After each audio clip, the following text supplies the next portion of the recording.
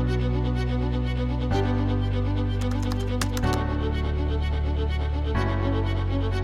the keyboard to the boardroom, this is the Business of Esports podcast. The fastest growing entertainment phenomenon of this generation. I, Prophet of Esports, joined today by my friend and co-host William Collis. Yeah, we got the book of esports out. It's a big deal. So everyone knows me as the Prophet and William as the Professor.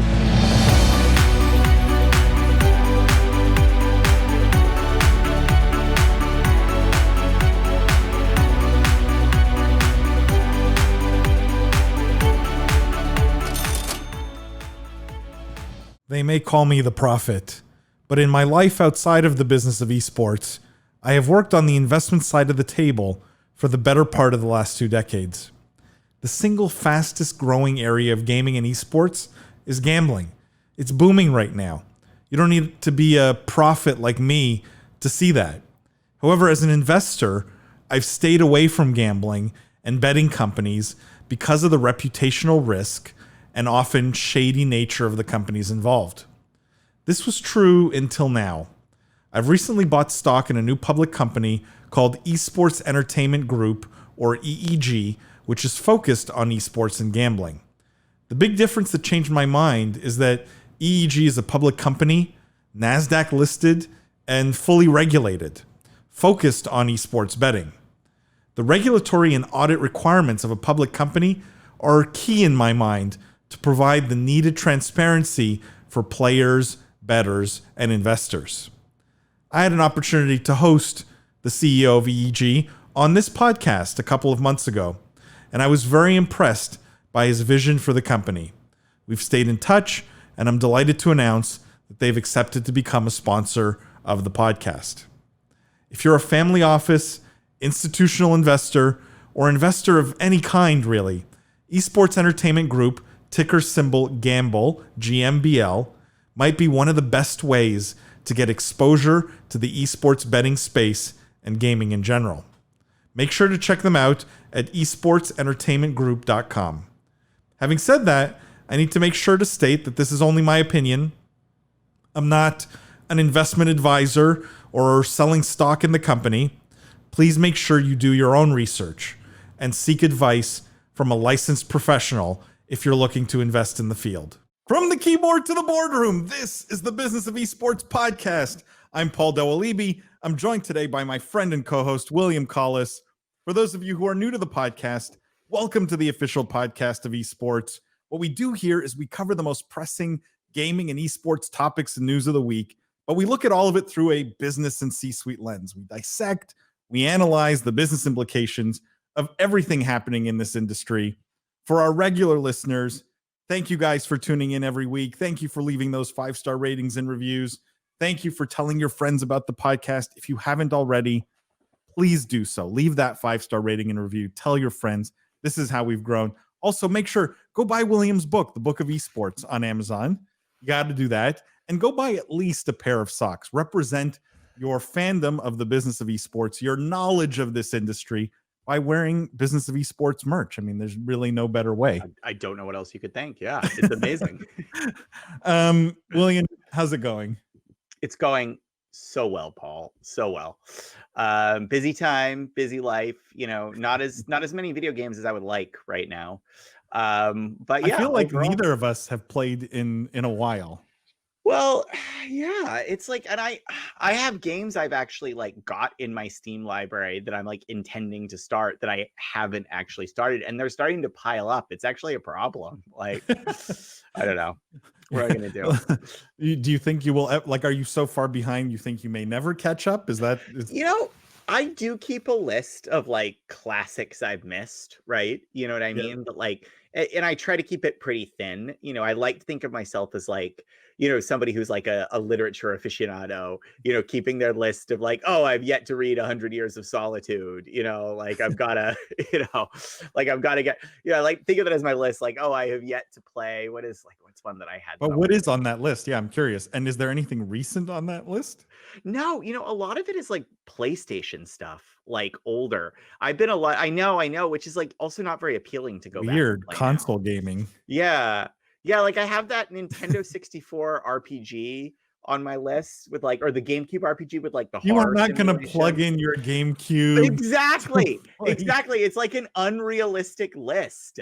You know what I mean? To go back to. Like there's no way I'm ever gonna do it. But I don't know. It's kind of nice though to keep track of like, because you do sometimes you get into a glut where you're like, I have nothing to play right now. And I find it useful to maintain a list like that. But anyway. I mean, I find in some ways how busy, I mean, I know you are, but I am as well. And like how busy I am is coinciding sort of very nicely with the fact that basically, other than WoW, there are no good games out there. There's just none. There's none. Zero. Like there's only so much Call of Duty you can play. They're all the same. Stop liking WoW so much. I don't know. I can't deal with you anymore. Competitive Apex is basically dead. Right? Like what's left? What if even if I had all the time in the world, what would I go play right now? Do you want me to list all the great games you should be playing? Rocket Cyberpunk League was a total disaster. Heroes of the Storm, Rainbow Six Siege. I don't mind Cyberpunk. I still am playing it a little. I honestly don't mind it. I think it's not what it should have been, but I don't think it's a bad game. I will tell you, I have, you know, my PC is a beast, right? Like, yeah, it's literally the best PC money can buy, and so I have gobs of storage, right? Like I never run out of storage. Yeah, I actually uninstalled Cyberpunk. I have no reason to, other than the symbolic uninstall. It's like hoping the developers feel it a little bit. You're bitter. You're a bitter person. The symbolic uninstall. Who are you? Just so it doesn't count in the Steam stats or whatever else. You know, I don't need the space. I'm not short on space, but I uninstalled it. Well, we'll see. It's gonna get patched. It's gonna get fixed. We'll see. I'm hopeful. But you are the eternal optimist, my friend, and I am. love it. That's why we get along. I see the bright side. You see the dark side. No, I see realities. What I see. All right, Emperor Sidious. Like, WoW, still the best game out there. Don't at me. It really is still the best game out there. Tell me again about the clone armies that you're breeding. All right, so speaking of games, because I think this is a perfect segue into our first story. You know, we are a business of esports podcast after all. Let's talk about the business side of games for a second here. And this was an article that the headline definitely very catchy, William, and I think you will agree. It's from Forbes, and the headline here was Call of Duty's dominance in the gaming industry is unrivaled. The article specifically, I will say, quotes NPD. NPD's like a research organization, like a Gartner or whatever, right? They do research reports on various industries. NPD, I think, is very focused on historically fashion and media and things like that. And they were looking at some NPD statistics or NPD data, and what they found was interesting. In 2020, the two top selling games of the year in the US, I will say this is just in the US, were both Call of Duty. So number 1 and number 2 top selling games were both Call of Duty games. Number 1 was Black Ops Cold War. Number 2 was Call of Duty Modern Warfare, which is incredible to have, two Call of Duty games in the same year be number 1 and number 2. But was probably even more interesting is they went back, the author of this article went back sort of in time and looked at old NPD data from the industry, and they found that in the US, again, Call of Duty dominated this top selling games list, has been dominating it since 2007. Like, reminder, folks, for 2021, the fact that Call of Duty has been dominating this top selling list for the last essentially 13 plus years is incredible to me, right? And so, you had games like Infinite Warfare and the original Modern Warfare and World at War and all these Call of Duty titles top the list. And so, there's an interesting story here, William, of Call of Duty breaking this trend of, it's hard to have a game that good for this long, other than WoW. But what do you make of this? Like, I'm curious what your thoughts are in terms of what has been the key to Call of Duty's sort of long-term success here. Are there business lessons for the rest of the gaming industry? Like, can we extract some valuable learning here? Is what I think I'm most curious about. Yes, I think there's a couple points to make about this. I mean, one thing I will point out is the delivery mechanisms and the business model mechanisms for games are changing, right? Like League of Legends can't make this list because it's a free to play game, right? Dota can't make this list because it's a free to play game, right? Fortnite can't make this list because so the point I'm making here a little bit is like the reality is, although it is incredibly impressive what Call of Duty has done, remember that over the course of its dominance in this list, our industry has shifted more and more to a sales model that isn't based on an upfront sticker fee in a box, right? And so it does contextualize some of the later achievements of Call of Duty. Because if you're wondering, well, hey, I get Call of Duty circa 2010. That makes a ton of sense to me. It should be the biggest name. I know Call of Duty is big today, but is it really as big as League? The answer is, well, you're not actually comparing the same things here because of the metric that's being used, which is basically fixed sales. So that's one thing. But leaving that kind of small criticism aside, it's pretty incredible. It's pretty incredible by any standard that a game series can last this long. And I can think of plenty of game series that had this potential and did not last this long. Like Halo. Where's Halo in this list? Come on. You're telling me Halo didn't have just the same shot and just the same potential to be, on the top of the bestseller list? Like that franchise could have done it. Think about even Battlefield when it was a credible competitor, right? I mean, I could go on with a list here, but the point is like, it's not just like Call of Duty was the anointed one and it was always going to, like, it's done something really right, even in the context of AAA aggressively promoted shooters. And, candidly, I think the thing it's done really well is it's had very consistent cadence. It's come out every year. That's in itself a feat, right? Like many Halo consistency matters. And consistency really does matter. Consistency also establishes tentpole and benchmark. People know to expect a Call of Duty at this time. Other publishers and businesses plan around a Call of Duty. It becomes an event in the industry that I think helps to ensure and enshrine its sales, right? Like many people like say like, oh, what do you, I forget the release date, but like I have a lot of friends who are like, oh, it's my annual tradition. The new Call of Duty's out. I'm going to play it with my buddies. Always right before the holidays too. Exactly. So it's like, that's the game you're going to play over the holidays. Yeah. So it's definitely hit the cadence piece. It's hit the reliability piece, the cadence piece. It's hit, the quality. Like, I mean, as much as you can criticize individual Call of Duties, it's always fun to play the campaign. It is. I'm sorry. It's always fun to play the campaign. It always has great set piece moments. And the multiplayer is always extremely solid. It might not every year be the best shooter game out there, but many years it's the only realistic shooter game out there. And in every year, even in its down years, it's still pretty darn good, right? So there's that. And then the last thing is it's multi-platform, right? Like this isn't, just use Halo as an example. It isn't Halo missing the PlayStation, right? It's debuted across everything.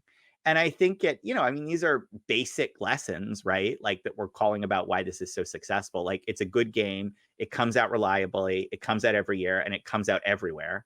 But that's an incredibly difficult thing to do. And that speaks to the power of Activision Blizzard as a publisher and as a platform maker, because there are many, many companies in the industry that just could not achieve that. They could not achieve that. Certainly the annual cadence is just, I'm stunned every year they hit it. So.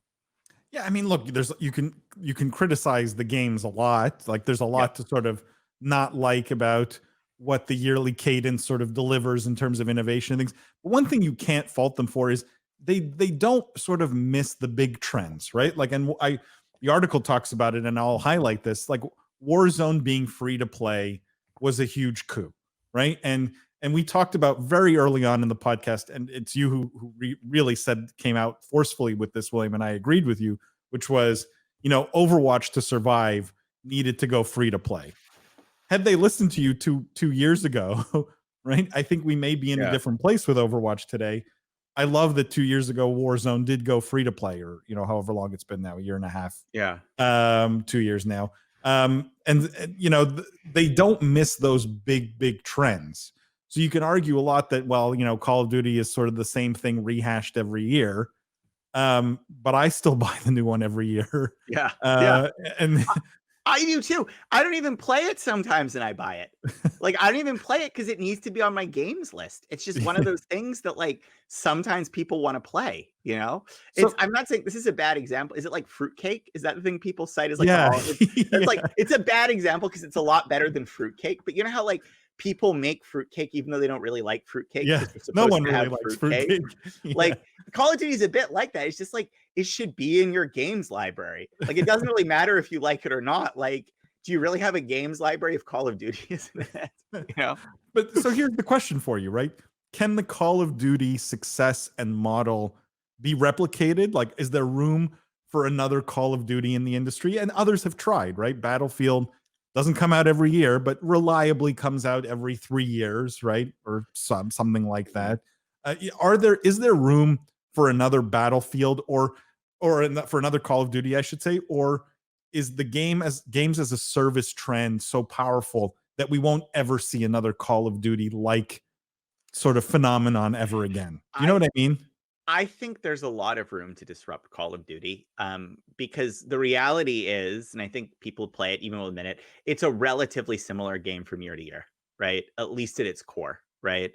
It might go to different time periods and countries and locales, but I have often felt, and I'll insist that actually I think Battlefield had the right approach to disrupt it, which was go larger scale, more true. Like, if Call of Duty is going to be the definitive, like small person squad realistic shooter, right? Then like Battlefield is going to be the definitive like military engagement shooter, right? And I think if you think of original Battlefield, it was at its best when you were flying planes, right? And driving around in tanks, right? And like, let's be honest, Still you is. do fly planes in Call of Duty, but you do it with a kill streak and basically a little QTE Yeah. system. It's not the same, right? So I definitely think there's market gaps, but the reality is it's hard when something is this entrenched, and it's hard to match the sheer quality and marketing prowess that goes behind the game. So there are only a few publishers who could really credibly do it, right? Well, that's the question. Could EA at some point come out with a shooter and say, we're going to do this every year? It's going to be, a yearly thing. Will that like happen? Battlefield, like they tried to do with Battlefield? Like, but yeah. no, but this is the crux of my question, right? Is Mhm. there's two parts to it. One is it possible for someone to replicate the Call of Duty model right now and actually compete with Call of Duty? And B, does it even make sense to do that in a world where everything's moving to games as a service? The way you the way you would have defeated Call of Duty is with a free to play Call of Duty clone, right? That would have But been the like, way to there's a crack lot the of market. companies that tried that. Well, but the real answer is that Activision already did free to play Call of Duty, right? There's Call of Duty Warzone. It's excellent. You know what I mean? So I don't think you're going to be able to disrupt a title that has been this consistently high quality with this large of a fan base, with this stage of dominance, without another revenue model or industry model shift occurring in the industry. So I think that'll be the next time Call of Duty is vulnerable, whether that's going to be the prevalence of VR and some other game transitions better than Call of Duty or a new title dominates it, whether it's going to be a very radical shift in monetization models, like back to episodic gaming. I don't think that's going to happen, but that would be a way that Call of Duty would be, carved apart. But it's going to require a shift in the industry. Like in my experience, the tentpole games only get dethroned not when they do badly or they make a mistake, but when the industry shifts and creates and basically moves beyond the base title. The title is no longer relevant. And so until that happens, I think it's here to stay. But this is a really interesting moment to segue into. Actually, no, I don't want to go there. It's okay. I don't want to go there. I just want to press on this. I'm not so much worried about Call of Duty being disrupted. Can anyone replicate it though? Can anyone do Call of Honor and whatever, like, is there room for another game like this with a yearly release, high production value, But don't plenty of other games have yearly releases, like every single sports game, right? Don't those have True, incredibly high true, production values, right? true. It is true that few games successfully make the transition to the yearly release model. That is true. But that is more because it is so incredibly hard to do. The only way you achieve it is basically the Call of Duty way, by stacking studios.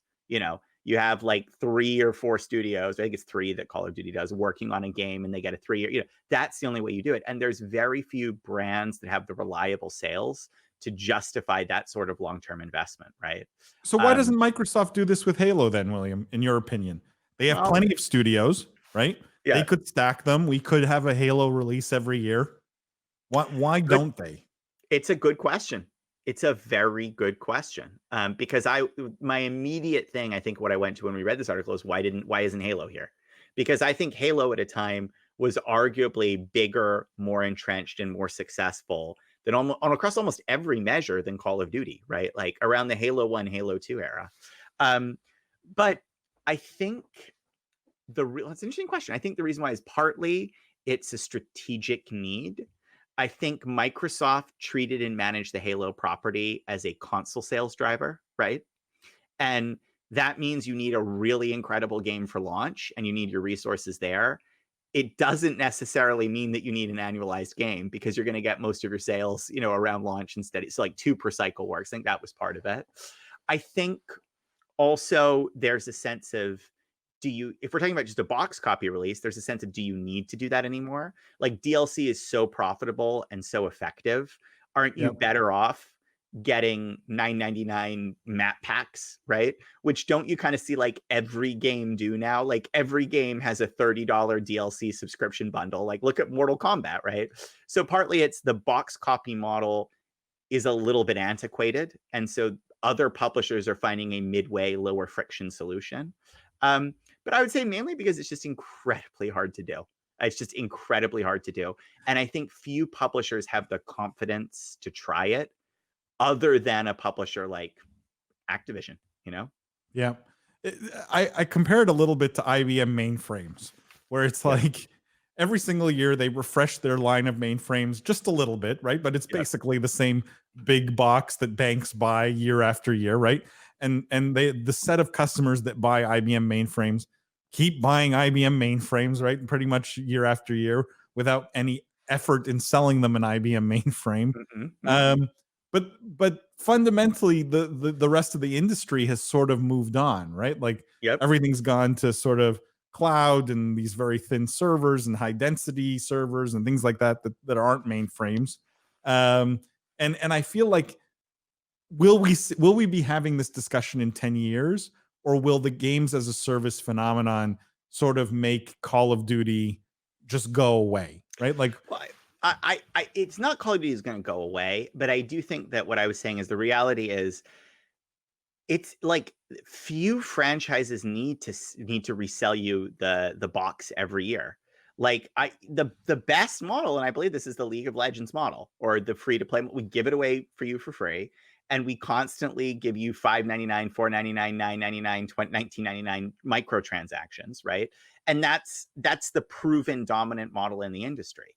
And in that model, why would you ever try to sell somebody a generational shifting copy every year? That just deletes your DLC customer base. What you need to do is just consistently expand the game. And that's how most large major free-to-play titles work today. And it's arguably how WoW works too. It's just on a slightly hybridized model with its subscription fee, right? Yeah, but it's tougher to do with shooters fundamentally, William, because graphics are such a big part of the experience, right? Yes. Like League looks the same as it did 10 years ago. No one cares because you're not there for the, high fidelity immersive experience. Whereas Call of Duty you are, right? And so every year it's bigger and better, and the sound's better and the explosions are better and the guns are better, right? Like this is part of why you spend $60 every year. I don't know if any first person shooter can successfully go to a total free to play model, right? And survive as long as Call of Duty has, right? I don't think Fortnite will. I don't think Apex will. Any of these games. At some point, you will need a total, rehash of the underlying systems and graphics for it to be relevant in any way. And this is sort of the unique challenge I think shooters have evolving to that free-to-play model. Yeah, it's interesting. It could be something specific about the genre, right? Like also you could argue for shooters too, like there's the sense of patching and continuous improvement is maybe arguably a little less important, right? Like the reality is the mechanical skills are the mechanical skills. They're the same from game to game, right? So like what's the incremental tweaks to a champion in League of Legends can be massive. The incremental tweaks to a gun in Call of Duty dealing 6 damage per bullets versus 5.5 damage per bullet. Significant at the competitive scene, right? But for an average player, you're not going to notice that the AR rifle is slightly weaker this week, So it could also be things like that too, right? That and, the other piece about More Duty is it seems like almost all of the successful free-to-play games have a way of selling you content upgrades as part of their, plan. And again, because Call of Duty isn't really character-driven or power-driven, right? And there are exceptions. I know that in the later versions, there have been heroes with abilities and unique offer, but it's never been the core focus like it is in League.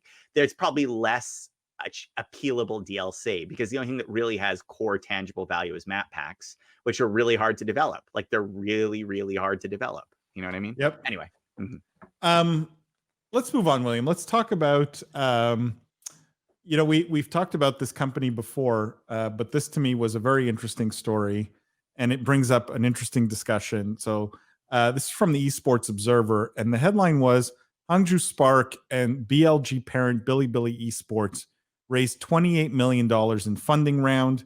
The article talks about, so for those who don't know, Bilibili Esports is majority owned by the streaming platform Bilibili, which we've talked about many times. So it's a subsidiary of Bilibili, and it holds all of their esports teams and activities. So, for example, the Hangzhou Spark of the Overwatch League, the League of Legends, they have a League of Legends Pro League team. So they have these two major Chinese esports teams under Bilibili Esports, and they've just raised, separate from Bilibili, the streaming platform, $28 million in a funding round. So first of all, William, there's a conversation here. Clearly the 28 million is going to the League of Legends team. It's not going to the Overwatch League team, I would hope. Well, you don't know that. I actually, very seriously, you don't know that. Overwatch is incredibly popular in China. Like incredibly popular in China. There's the more important question and discussion I wanted to have from a business standpoint here is there some conflict here? And for Bilibili, I think it's clearly a good conflict, right? Yeah. But is there some conflict here where, the streaming platform also owns esports teams? It would be like Twitch owning a League of Legends team or Overwatch, like owning the New York Excelsior or G2 Esports or Cloud9, right? Would there be a severe conflict being the streaming platform and also owning teams? Or is this just good, call it vertically integrated strategy? Well, it's an interesting one. First of all, by the way, before you do this, I just want to point out Bilibili. I mean, they're on a roll. Yeah. Applause. I mean, you are like, I don't think we said the words Bilibili. Maybe once a year in 2019, we said the words Bilibili. Yep. 2020, they were like a regular podcast. I think Bilibili's been on every podcast we've done in 2021. So I don't know. Maybe. The point is like Bilibili, like you are on a roll. This is your year. Go for it. But with that out of the way, I kind of see both sides. On the one hand, like, aren't there plenty of media, media owners who also have stakes in sports teams, right? Like, yes. Yeah. So, we don't necessarily perceive a conflict there, right? At the same time, like, it does sort of seem a little bit unusual that like Bilibili is broadcasting the League of Legends. They have League of Legends rights, and it looks like they have a League of Legends. And I believe it's a slightly different thing that they're broadcasting versus what their team's in, although maybe I'm mistaken. I don't know. But it is a bit weird, right? Because it raises a question like, you have a match, you have 2 matches in the losers bracket, you can only show one. Which team are you going to pick? Yep. So, the reality though is I expect it's pretty tightly fenced, from an operating standpoint, right? And whatever concerns, like I would trust to a partner like Riot, right? Like Riot knew they had this team when they gave them the rights, right? If Riot was comfortable with that, like I imagine there was significant diligence there. I think we should probably be comfortable too. And you could also argue it's a plus, right? It gives them experience as an operator. They understand more on the content side. I think it's something to watch, right? I think it's something to watch. It's probably not, but do I think it's an outright problem? No. And clearly other people don't, right? This business just raised $28 million and it has LCS broadcasting rights. It's fine, Yeah, but this is where I would potentially have some concerns as the holder of the media rights, right? As someone who's selling media rights, I may have some concerns selling them to a platform who also has teams competing in my leagues. Yeah, right? yeah. Right. If Bilibili went and tried to acquire the media rights for Overwatch League in China, which right? wouldn't surprise me if they get at some point based on what their operating portfolio and success here. I mean, they're just like knocking it out of the park. Yeah, but keep going. Yeah. But if I'm Overwatch League, I may hesitate for a second at least and go, wait a second, right? Are they going to be completely fair and balanced in their presentation of Overwatch League when they own the Hangzhou Spark and obviously want to give the Spark and their sponsors the maximum amount of airtime? Yeah, but right? that's like newspapers, Paul. I mean, that's like newspapers running advertisements and also staying fair and neutral in their coverage, right? Like the reality is yeah, there's some incentives, but like responsible organizations manage them and make sure they don't become issues because they recognize that being able to do both is valuable and that there's and that to do both, they need to have some procedures in place to ensure that each is managed in good faith, right? So yeah, it's interesting, and to be honest, I'm surprised we don't see more of this in the esports industry, right? Well, that's the also call it the second question here, which is, are we going to see now that we've settled on this is actually just really smart vertical integration? Yeah. Are we going to see more of this? You agree with me, right? Like vertically integrate it, right? Sure. Yeah. So are we going to see more of this? Are we going to see esports teams being gobbled up or started or whatever by the platforms that also present them? Does Twitch buy 100 Thieves? Yeah. Well, mega deal, right? Does that happen? And this is where I have to go to my book. I mean, read my book here, guys. But in my book, I think actually ultimately this type of partnership is rare for ecosystem issues. I think there's other ways to diversify as a team that are less costly and have more synergies. And there's other ways to diversify as a streaming platform. Like the example I'm going to give you that I think just sort of proves it right here is I think as a streaming platform, you'd rather run and organize the tournaments, right? Like I think that's a more natural place to go, right? And tournament organizers that then have teams competing in their own tournaments, right? Like, that's a little bit of a harder pill to swallow. You know what I mean? So, I mean, yes and no, though, William. Right? If you see the teams as not teams really, because most of them are not, and sort of don't care if they win or lose. If you see them as creators of content, and media companies, right? Then there is a clear benefit. It'd be like Netflix buying a movie production company. Well, that right? is which basically is what they do. They spend, they have internal capabilities to produce content, but and honestly, Paul, I agree with you. I mean, like the point I'm making is more of a, I think, general point, but I think the real nuance in the industry is like it's content. It's a content industry today. And the reality is because it's a content industry, vertically integrating your content side can make a lot of sense. And it just turns out that teams are a piece in the content. Now that requires you to have that view of the industry. If you say the industry is not content, if you put a different lens on it, that starts to make a lot less sense. But I think there are a lot of games and there are a lot of media slices in the industry where that level of integration makes sense and there would be no problems because it's all about viewership numbers, subscribers, and the actual this actual focus on sort of the core competition is secondary to the viewers that it drives, right? And to your consistent point, podcast after podcast, this is what Disney does well. Yep. Right.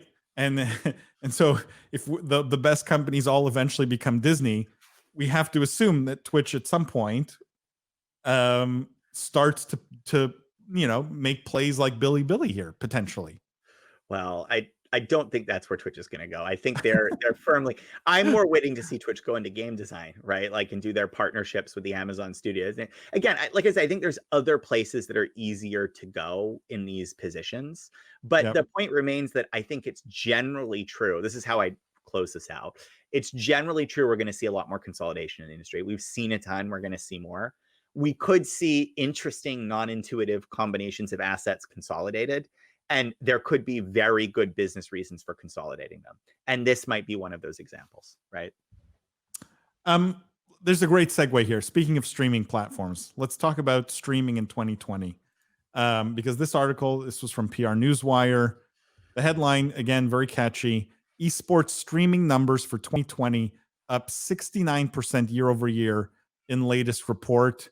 Just a couple of the sub-headlines here. Streaming hours demonstrates strong growth throughout 2020 with no drop-off, even as real-world sports return to TV screens. That's an interesting takeaway, which I think both you and I talked about, foresaw, like sports was not going to sort of cut into this. Another interesting point here, League of Legends surpasses Fortnite as the most popular video game in live streaming, generating nearly 2 billion hours watched. That's a lot of hours. It's a lot of hours. It's a lot of League of Legends. The article has a few other points here, but fundamentally, I think it's amazing. First of all, the kind of numbers that streaming's putting up. Twitch obviously leading the way in terms of Western streaming platforms. They doubled. If you look at quarter to quarter, Q4 2019 to Q4 2020. They doubled their watch hours to 5.4 billion watch hours. Mobile gaming grew, obviously, like streaming of mobile gaming. Advertisers, brands, all these numbers are going up. Are you surprised at all, William, at the streaming landscape, specifically not being affected by live sports? Are you surprised at all at the 69% growth number? Again, this is not a small number. And do you think that this growth continues at this pace for the streaming side of the business? Well, no, not. I mean, so yes, I do. Well, I want to. There's more nuance to that, right? Like, I think it's obviously true that given the circumstances in the world, 2020 created unusually favorable conditions for viewing streaming content. Like, and with all the negative stuff that happened, and there was a lot of bad stuff in 2020, like, a lot of people were staying home and needed to watch things, and not just streaming, on your games, but like Netflix, Disney Plus, all of those services had incredibly good years, right? So let's start there. So there was definitely something particularly good about 2020. And I would not expect you to be able to continue that same growth in 2021. But that is not to say that I think the growth is going to go to zero, right? I think there's going to be another year of incredibly strong growth in 2021 and for many years beyond, because fundamentally, like, this is an article saying like esports is very popular and continues to be more popular. And yes, like, that's what's going to happen. This is going to be the story of the next decade, right?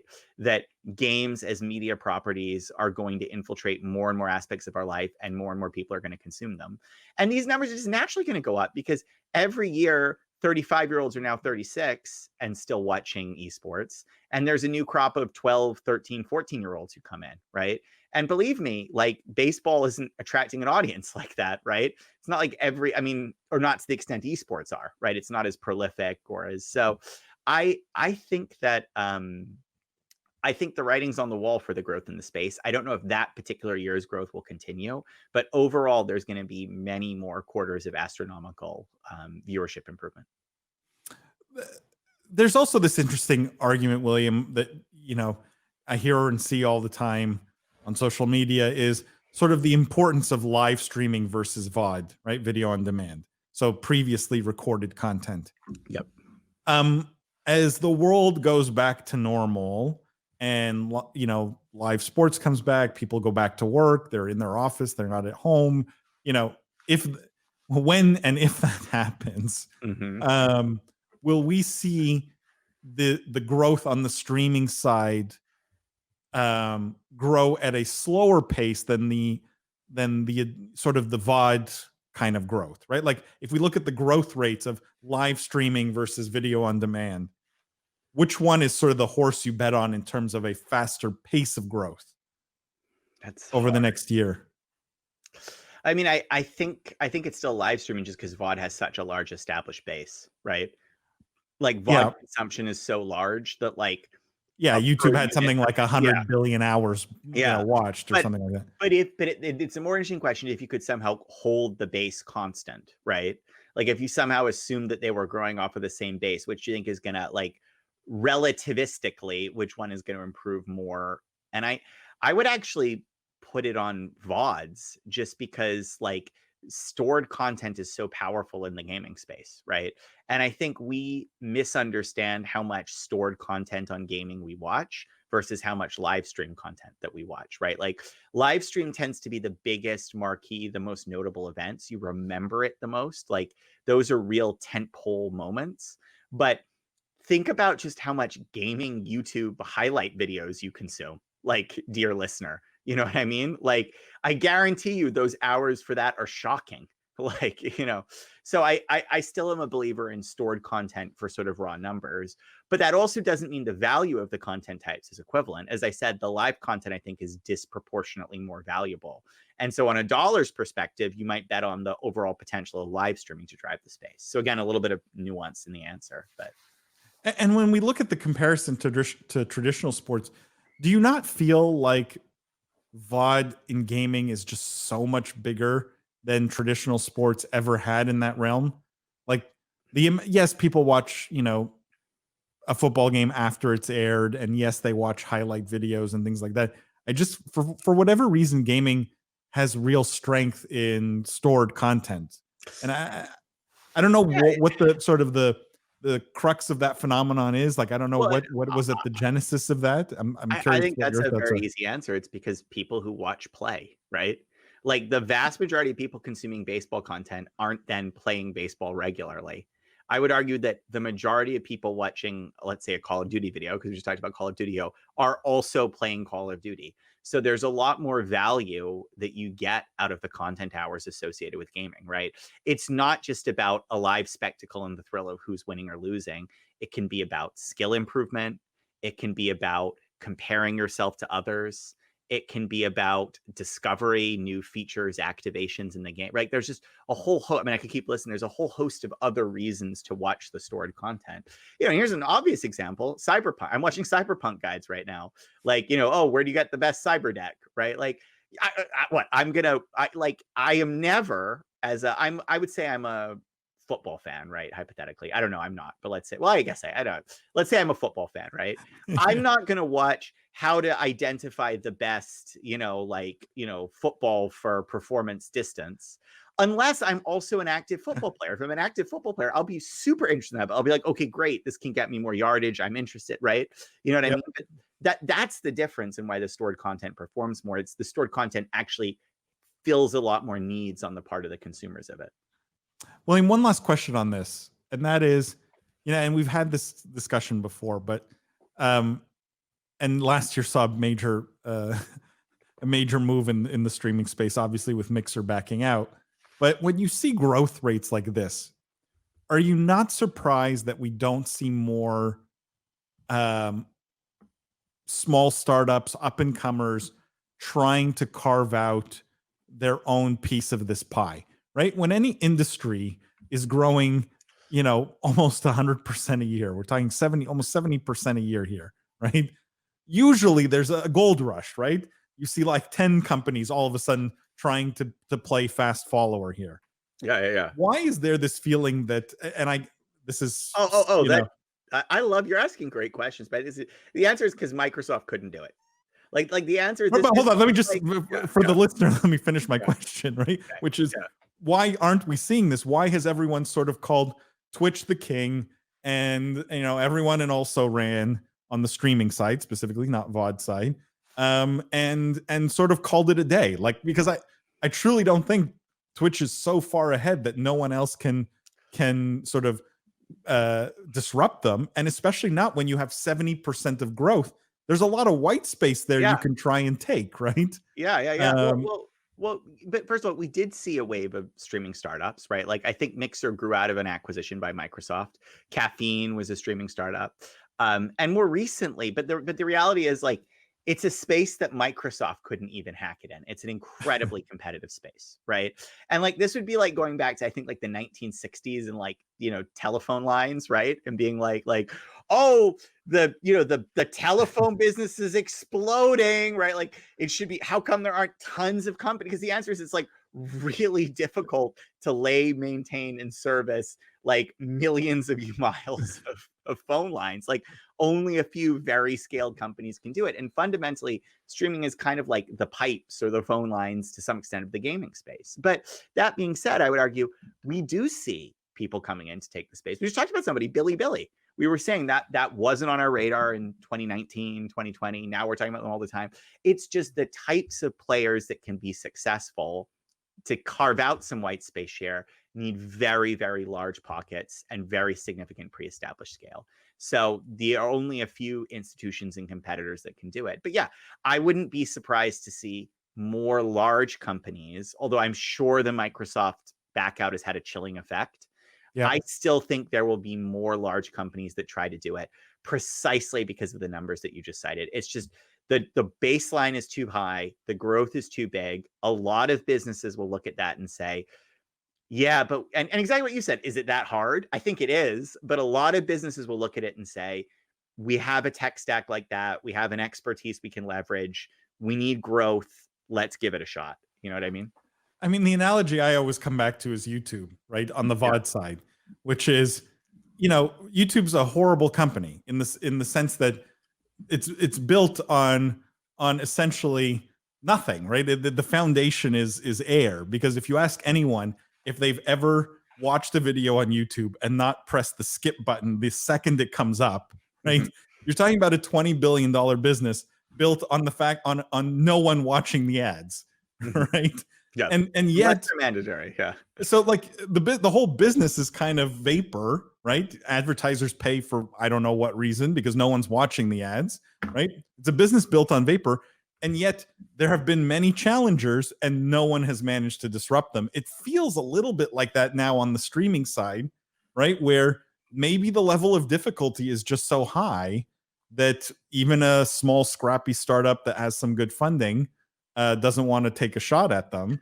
But I think the VC point's an even more interesting one that you brought up, William, because I've done this, which is, you look at startup A, they come to you with an interesting pitch and you go, wait a second, Microsoft tried this a year ago and failed. Why do you think you can do this? Right. Like, yeah. I would say streaming is I think it looks easy, right? Like I think to like a casual viewer, it looks easy, but I would point out like, imagine if you were going to actually try to build a streaming platform from scratch today. Like think about what you do. You actually have a significant tech issue to solve, right? Because you have to live stream content. So there's like actually a fair amount of it's a marketplace. There's two customers fundamentally, which is why they're hard businesses to build. Any marketplace is hard. Two-sided market business. But it's worse than a two-sided market business, Paul, because you have two customers. You have the viewers and you have the streamers. Yep. And then you have these people like the music companies, the game publishers. You have all these people policing your platform, So like it's worse than a two-sided marketplace. It's true. So I think it actually is a deceptively difficult business to get going, just because the structural elements of it, like when they work, it looks easy, but getting them all into a line without having the house falling down, it's hard. It's really hard. Agreed. Let's move on to two companies that should have been able to have streaming services but don't. PlayStation and Xbox here. So Microsoft and Sony. That was a brutal. Well, they both should have streaming services, and neither one does. So you should like introduce them at like the and this year's contender for greatest console launch goes to a company that should have had a streaming service. This is from comicbook.com. The headline here, PlayStation and Xbox are both reportedly looking into new studio acquisitions. I will just add, the heads at both must have been listening to the Business of Esports podcast, because just a few weeks ago we said anyone not buying right now is going to regret it because the prices are only going up, and they should have been buying 10 years ago because the prices have only gone up. And so clearly they're listening to us, William, which is always nice. right? When big companies listen to the podcast and take our That's advice. exactly what happened. They immediately called the meeting. They're like, But this is some call it rumors and things that are circulating that both Microsoft and Sony are looking to add developers to their stable, looking to get exclusives, etc. I will just point out this article, another article on comicbook.com, in fact, totally related to this, where PlayStation is reportedly losing a major exclusive this year in Final Fantasy. So this could be the last year where Final Fantasy is a PlayStation exclusive. So they're tied together, right? Because obviously the reason why Sony and Microsoft are out shopping for developers is usually for exclusives for their platforms. Other than being completely right about calling this, William, A, are you surprised that there's rumors that they're out actively shopping? And B, who do you think we're going to see, right? Like what kind of transactions are feasible and out there? And look, there's lots and lots of developers at all kinds of different sizes and scales. Both of these companies are able to buy the biggest of the big if they really wanted to.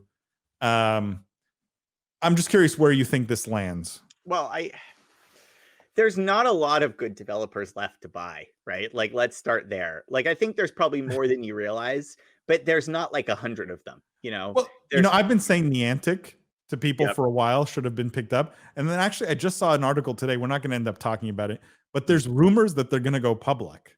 Oh, well. Which is interesting, which may put them outside of the price range of even a Microsoft or Sony these days. I imagine that there's, I mean, like, I don't know how feasible it is, but like CD Projekt Red might be on that list depending on how their stock price. Like that would fit very well. Sony, you need to replace an RPG in your portfolio. I think they're out of the price range for a studio acquisition, even with the cyberpunk kind of downfall. Are you shocked at the Final Fantasy sort of going non-exclusive? I am. I was gonna say that, like, talk about end of an era, right? Like, that's just been my entire life, is you buy a PlayStation for Final Fantasy. I'm not, though, because the reality is it's felt like the iron forged bond between the Japanese publishers and platform developers has been weakening over the years. There's been more development by Japanese companies outside of Japan, right? I still remember it was a big deal when like Metroid Prime went to I think a US based developer, right? So there's been more development. There's been general broadening and loosening of some of the classic partnerships, I think, in the Japanese industry. Like, it was only a matter of time, right? Because like the reality is, like Sony doesn't own Square Enix, right? And it looks to me like the financial incentives are so strong to be multi-platform today in terms of incremental sales, that the only way you ever really keep a title platform exclusive for a long time is effectively an acquisition. That's the only way you make the economics make sense. But that's an interesting point, William, which is you would expect in a new console cycle, right, to see big time battle for exclusives, which didn't really feel like it happened this console cycle, right? No. And you would see an increase in the price to lock in exclusivity, right? Because both companies are fighting to get. So pick Final Fantasy as an example here, right? Let's say Sony's exclusivity came up in 2021. You would get a bidding war between Microsoft and Sony potentially, and so the value of your exclusivity goes up over time, and the value of these partnerships go up over time. The only reason I would see a company like Square Enix back out of exclusivity entirely, potentially, is, are they thinking, wait a second, in the kind of environment we're living in right now, where these big companies are buying at multi-billion-dollar price tags, are we better off going solo and just wait to get bought for exclusivity? Well, it's also true that, like, if you're effectively an exclusive developer, they don't have to buy you. Now, granted, I think there were a lot of economic incentives to keep that relationship going. I don't think they were PlayStation only out of the goodness of their hearts, right? But that's my point. Has the economic incentive of getting acquired outstripped the economic incentive of a commercial exclusivity deal? you know, That says something about the M&A market for game it's developers. it's not that. I think it's just like the reality is it's relatively easy to port games across platform today. I'm not saying it's not trivial. It's trivial, but like this is not like Nintendo N64 era when like one was a cartridge, one was a disc, right? Like, good luck, right? Like this is like the reality is it gets better and easier to do cross-platform every year, particularly cross-platform between Xbox and PC. So exclusive to PlayStation is particularly hard to maintain, right? Because the reality is you're also effectively like you're giving up the PC market and the Xbox market, right? So there's that. It's just easier to do. And the reality is I think consumers today like the market is much more evenly played out than it used to be, right? Like there's a lot like it effectively, like if you think about it, like there were more consolidated winners in local geographies historically across the console war cycle. That is not true today, right? Like Xbox is extremely popular in the US, so is PlayStation. Some might be more popular or less popular in across cycles, but it's still a huge portion of the market to carve out. This is not like Xbox One generation in Japan when it was 5% of the total console market or something like that in that country, right? Like the reality is there's been much more regional parity that's been achieved. All of these factors just raise the cost of locking yourselves into a single platform. And the trend right now too is ubiquitous access to consumers. Like every game is doing a mobile tie-in too to try to reach new gamers and people, right? And walling yourself up into a single garden just doesn't really fit with the zeitgeist of how gamers and how I think people want to engage with content today. You know what I mean? It's one of those things where, so your view is the commercial benefit, the economics of being cross-platform outstrip the economics of an exclusivity deal, right? That's fundamentally your view. My view is the amount you would have to pay as a publisher to make a studio exclusive to you today is large enough that you might as well just consider buying them outright. But this is sort of where my view is going, which is if I'm the CEO of Square Enix, right, and I see this first article that we showed where Sony and Microsoft are out on the hunt for acquisitions for game developers, I'm going, wait a second, like I don't want to be married to Sony. I'll gladly have a bidding war here to buy my whole business. Yeah. And you could almost view it as the opposite. Is it's like if you think Sony's going to have to buy you, like remind them how valuable you are, right? Like give them, like if they were already getting Final Fantasy for free, it's not priced into the acquisition, right?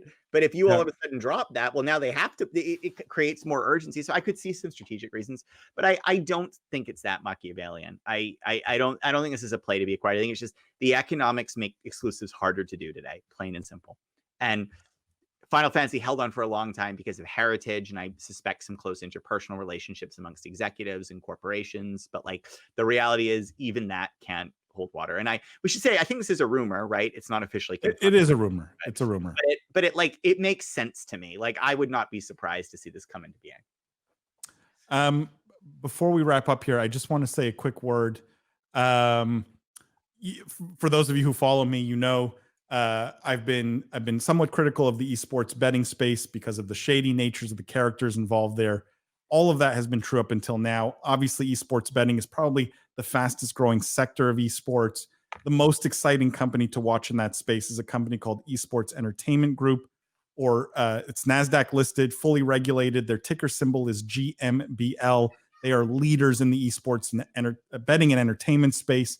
So if you're a family office, an institutional investor, even if you just have a Robinhood account, I would really go check them out. esportsentertainmentgroup.com or ticker symbol GMBL. It's like I said, super exciting company, incredible strategy, playing in the esports betting space, super hot space. So go check them out. Having said that, I just want to say this is just my opinion. I'm not an investment advisor. I'm not selling stock in the company. Make sure you do your own research, seek advice from a licensed professional if you're looking to invest in the field. William, that wraps up this week's podcast pretty much. It's we had some good topics. For those of you who maybe are tuning in for the first time, or maybe it's only your second or third time listening to the podcast, I will just remind you we do a very fun podcast after show every Wednesday evening at 8:30 p.m. Eastern time. It's all the topics that we don't get to cover on the podcast. It's a lot of fun. I also highly recommend, I put out what I call my Business of Esports Minute every single week. It usually comes out Monday or Tuesday. And it's the 3 top stories in business and esports of that week, all sort of condensed. So if you want just sort of the meat of it, it's a great way to get it. And also, one last thing, we have brand new Instagram and TikTok accounts at Biz Esports. Our team has been killing it on the Instagram and TikTok front, and William hasn't even started dancing yet, and we're still growing like crazy. So go follow us at Biz Esports on Instagram and TikTok. Just wait. If we should have something, William, like if we get to 10,000 or something followers, we need you to do a TikTok dance. How about you dye your beard? I'll do it. No. Dye your beard. Yeah. What am I gonna dye my beard? Green. You're gonna dye it green. But anyways, favorite color, Paul. It's money. I thought you'd love that. Thank you guys for tuning in every week. Thank you for all the 5-star ratings and reviews. Please go leave one if you haven't already. William, thank you as always. The smartest man in esports. I get to do this with him every single week. It's a real honor. And guys, please go buy his book, The Book of Esports, on Amazon, and go buy some Business of Esports merch. Don't forget to do that. And as always, guys, the podcast drops on Thursday, and we will see you guys next week.